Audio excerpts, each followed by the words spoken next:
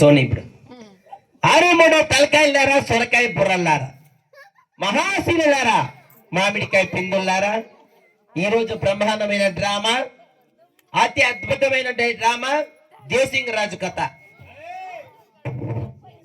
ఏమన్నది కాదు ఈరోజు, ఏమన్నా ఇదే మర్చిపోయినా, నువ్వు పక్క ఊర్లో ఆడుతుంటే అదే జ్ఞప్తికి వచ్చేసింది. ఇప్పుడు ఈరోజు బ్రహ్మాండమైన డ్రామా భక్త ప్రహ్లాద. భక్త ప్రహ్లాద ఈ నాటికి కింద ఇస్తున్నారంటే మన స్వర్గస్థులైనటువంటి ఎండ్రనప్ప గారు స్వర్గస్థులు అయ్యారండి.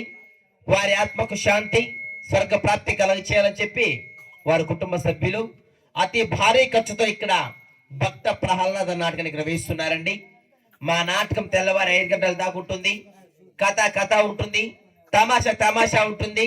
ఏదో మాకు వచ్చిందో రాందో రామకృష్ణ గోవింద అంటాం, మీ చెవులకి తగిలించుకొని పోండి. ఆడోళ్ళు మాత్రం నన్ను మీ కడుపులో అడ్డం పెట్టుకోనక్క పోయితే షుర్లో పుడిచి పెట్టి వెళ్ళిపోండి అన్న. కృష్ణ రాయబారంలో పకీర్ పద్యం వాంచన్న ఈరోజు. పీడి తాగిన వాడు భీముని కొడుకో, తగిన వాడు సరస్వతమ్మ కొడుకో, కళ్ళు తాగిన వాడు కైలాసపతి కొడుకు, పార్పరాకేసేవాడు పార్వతమ్మ కొడుకు, హాంసుగేసేవాడు ఆంజనేయుని కొడుకు, తీటయ్యవలంత టీచర్ల కొడుకు, తీటయ్యవలంత కాయమ్మ కొడుకు, చూసేవాళ్ళంత సూర్యుని కొడుకు, వినేవాళ్ళంత ఈశ్వరుని కొడుకు, వచ్చేవాడు ఆడోళ్ళ కొడుకు,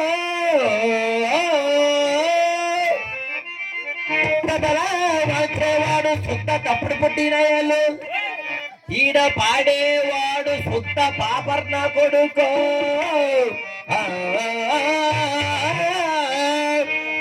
రింజుం హైదరాబాద్ రిక్షా వాళ్ళ జిందాబాద్, రింజుం హైదరాబాద్ రిక్షా వాళ్ళ జిందాబాద్, తోడు తోడు మన గిరిగిరి తరగడు మందరు పలదు.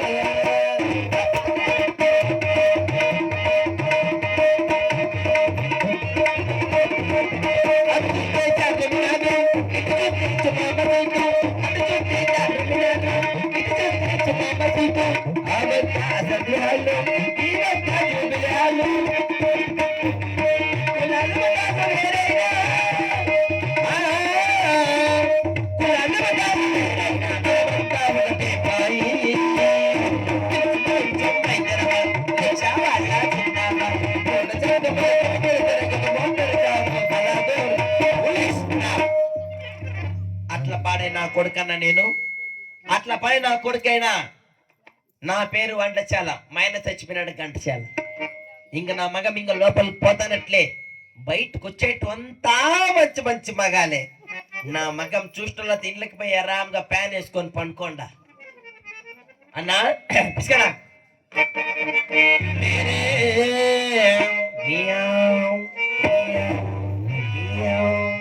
मेरे बोला बोला मोना देवी ना मुझे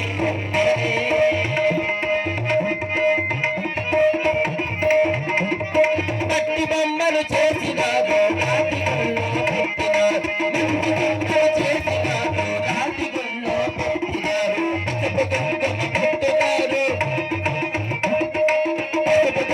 పెట్టుతారు వంగి వంగి ఎత్తుతారు. तो ये जाना